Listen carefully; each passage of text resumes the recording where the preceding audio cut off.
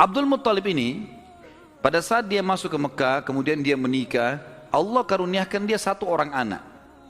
Anaknya diberi nama Harith, satu anak dikasih.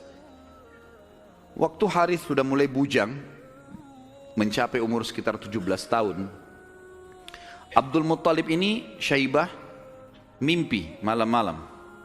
Dia mendengar suara dalam mimpinya, ihfirit tiba. Maksudnya galilah tiba. Tiba itu sesuatu yang baik. Lalu dia bertanya, mat tiba? Apa itu tiba? Hilang suara itu. Hari kedua dia mimpi lagi. Dengar lagi suara, ihfiril barrah. Galilah sesuatu yang baik, yang bermanfaat. Dia tanya, mal barrah? Apa itu barrah? Yang baik itu apa? Hilang lagi suara itu. Hari ketiga dia mimpi lagi, ihfiril madmunah. Gali sesuatu yang terjamin. Dia tanya, mal madmunah? Apa itu madmunah? Hilang lagi. Hari keempat baru dia mimpi dan dia dengar, ihfiriz zamzam. Galilah zamzam itu.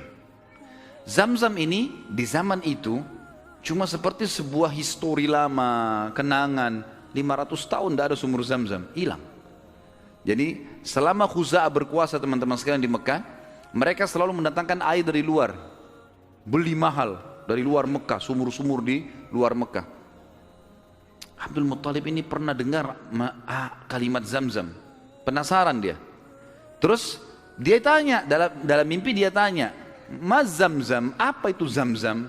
Lalu keluarlah suara itu mengatakan, dan dia dengar pada saat itu ya, kalau dalam buku-buku sejarah disebutkan, la tanzifu abada, sesuatu yang tidak akan pernah rusak, wala tarum, juga ya, sesuatu yang selalu bersih dan tidak akan pernah rusak. Taskil hajijal a'zam, engkau akan memberikan dengannya air para jemaah haji. Dikatakan wahia bainar rafthi waddam, tempatnya air zam-zam itu berada di antara rafath. Rafath itu bisa berarti busanya darah, atau memang darah yang bercampur, busa yang bercampur dengan darah, atau memang busa air biasanya. Jadi dikatakan sini ciri-cirinya adalah tempat zam-zam itu ada darah yang bercampur dengan rafath, dengan busa, kemudian bercampur sama tanah. Lalu dikatakan lagi dalam mimpinya, inda naqratil gurabil a'sam, di bawah patokannya burung gagak yang memiliki warna keputih-putihan. Inda qaryatin naml, di atas atau di sekitar sarang semut. Seperti itu dalam mimpinya. Maka Abdul Muttalib bangun pagi-pagi, penasaran dia dengan mimpi ini. Dan dia tahu mimpi ini gak mungkin main-main. 3 hari, 4 hari berturut-turut, kemudian dia disuruh gali, dia bawa cangkulnya, datang di sekitar Ka'bah. Dia cuma tebak saja kemungkinan dekat Ka'bah nih, karena tidak ada tempat yang lebih agung di Mekah daripada Ka'bah. Dia datang dekat Ka'bah. Ada penjelasan tentang 2 patung yang disembah di Mekah, Isaf dan Na'ilah. Isaf kan nama laki-laki, Na'ilah nama perempuan, yang dulu mereka saling suka, akhirnya mereka berzina depan Ka'bah dan dikutuk menjadi patung. Kan dulu waktu sebelum Amr bin Luhai datang ke Mekah, patung Isaf ditaruh di Gunung Safa, patung Na'ilah ditaruh di Gunung Marwah, untuk peringatan bagi orang-orang. Nih, hati-hati kalau berzina depan Ka'bah dikutuk begini nih, gitu. Tapi oleh Amr bin Luhai yang membawa patung masuk ke Jazirah Arab, dia angkat patung Isaf dan Na'ilah, dipindahin dekat Ka'bah, disuruh orang Mekah sembah. Tapi orang sudah lupa sejarahnya, karena kejadian Isaf dan Na'ilah dikutuk ini jauh sebelum Amr bin Luhai. Ringkas cerita, di depan Ka'bah antara Hajar Aswad dengan Hijr Ismail itu ada patung Isaf dan Na'ilah. Ada satu suku Arab teman-teman sekalian datang ke situ antara Isaf dan Na'ilah, nyembeli sapi. Tiba-tiba pada saat Abdul Muttalib lagi duduk, lagi memperhatikan ke arah Ka'bah di antara Isaf dan Na'ilah, kemudian ada orang nyembeli sapi. Waktu disembeli, darahnya ngucur. Darah itu berbusa. Dan karena dia ngucur, jalan sampai berada di sekitar Isaf dan Na'ilah. Ya kurang lebih jangan dibayangkan ini Ka'bah, ini Hajar Aswad dan ini Hijr Ismail. Isaf dan Na'ilah itu ditaruh cukup jauh ya, agak berjarak antara antara Hajar Aswad jauh ke belakang dengan Hijr Ismail juga jauh. Jadi di kiri kanan ya. Tempat itu sangat luas. Jadi jangan difahami tadi ini misalnya Ka'bah kemudian di sini posisinya, tapi agak jauh di kiri kanan. Maka pada saat itu darah ini mengucur dari patung Isaf itu menuju ke tempat di tengah-tengah di situ. Pada saat itu di tengah-tengah. HP-nya siapa nih? Pada saat itu patungnya, darahnya ngalir, kemudian darah itu ngalir menuju ke tengah-tengah antara Isaf dan Na'ilah ini, dan ada seperti tempat agak turun di lembah Mekah, kan waktu itu masih pasir, lalu darah itu berkumpul di situ. Jadi akhirnya darah sama pasir bercampur. Abdul Muttalib lihat ini isyarat pertama nih. Mimpinya kan tadi darah yang mengalir berbusa yang bercampur dengan tanah, gitu kan. Lalu kemudian dia dekatin tempat itu, darah yang berkumpul itu. Dia temukan tiba-tiba ada burung gagak yang berwarna hitam. Burung gagak biasanya warna hitam ya.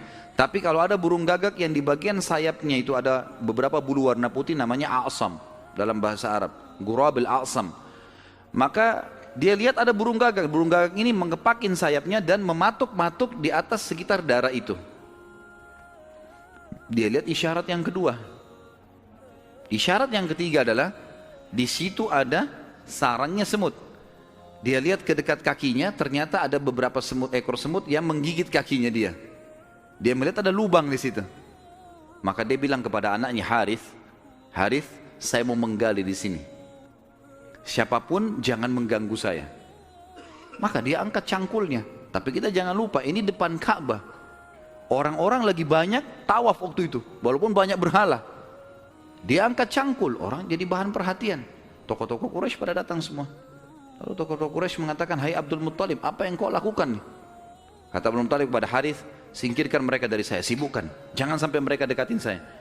Terus saja Harith menyibukkan orang-orang Quraisy dan Abdul Muttalib terus saja mencangkul sampai ujung cangkulnya menyentuh bibirnya sumur itu, sumur Zamzam. Dan dengan kuasa Allah airnya muncrat keluar. Pada saat airnya muncrat keluar, Abdul Muttalib mengatakan Allahu Akbar, karena memang mereka menggunakan bahasa Arab dan kalimat Allahu Akbar itu sudah biasa mereka ucapkan, gitu kan. Maka orang-orang Quraisy tahu kalau Abdul Muttalib sudah dapat target, dan mereka kaget waktu lihat air muncrat, air di depan Ka'bah. Selama ini selalu ambil dari luar, ini kemuliaan abadi, gitu kan. Maka tiba-tiba orang Quraisy datang, hai Abdul Muttalib, air ini kita punya sama-sama. Kata Abdul Muttalib, dari mana sama-sama? Saya mimpi, saya yang cangkul, saya yang dapat. Dari mana kalian punya sama-sama nih? Ribut nih. Abdul Muttalib bilang, ini punya saya. Quraisy bilang enggak, dikeroyokin Abdul Muttalib pada saat itu. Ribut, akhirnya mereka sepakat panggil hakim lagi. Ini hakimnya nih, cari penengah. Bagaimana caranya supaya ini bisa ditengahi. Dan pada saat itu mereka tidak lagi ke Ya'mur, tapi mereka pergi ke dukun Bani Sa'idah. Ada satu dukun wanita di Madinah, waktu itu disegani. Dan memang pada saat itu dukun-dukun ini luar biasa pengaruhnya. Pergilah Abdul Muttalib bersama dengan tokoh-tokoh Quraisy. Saya tidak temukan jumlah mereka berapa orang, tapi yang jelas mereka semuanya pergi ke sana. Tiba di kota Madinah, ternyata dukun tersebut pergi ke Khaybar, wilayah lain. Nanti akan ada bahasan masalah Khaybar, tapi yang jelas pergi ke Khaybar. Abdul Muttalib sepakat dengan teman-temannya, kejar aja tuh, kita ke Khaybar. Antara Madinah sama Khaybar cukup jauh dan ada padang pasir yang luas sekali. Mereka belum pernah ke Khaybar sebelumnya, jadi masih menerka-nerka jalan. Di tengah jalan mereka kehabisan air. Mau balik ke Madinah, jaraknya jauh. Mau menuju ke Khaybar, belum jelas tujuannya. Air habis. Panas lagi sangat terik pada saat itu. Mereka bermusyawarah, kira-kira bagaimana jalan keluarnya nih. Akhirnya orang-orang Quraisy selain Abdul Muttalib sepakat mengatakan, kayaknya kita pasti mati nih. Nggak ada air. Kembali ke Madinah bisa mati tengah jalan, menuju ke Khaybar juga nggak jelas, bisa mati tengah jalan. Ya sudahlah, kita pasti mati, lebih baik kita gali kubur saja. Riwayatnya begitu, kisahnya begitu. Gali kubur. Dari sekian orang ini, nanti setiap siapa yang mati duluan dikubur oleh temannya. Minimal nanti ada satu orang yang tidak tertutup kuburannya, yang lain semua tertutup. Akhirnya mereka pada gali kuburan, kecuali Abdul Muttalib nih. Abdul Muttalib bilang, ini bukan ide yang tepat nih. Masa kita menyerah? Lebih baik coba kita cari jalan. Teman-temannya bilang, percuma, mau kemana? Abdul Muttalib naik ke atas untanya.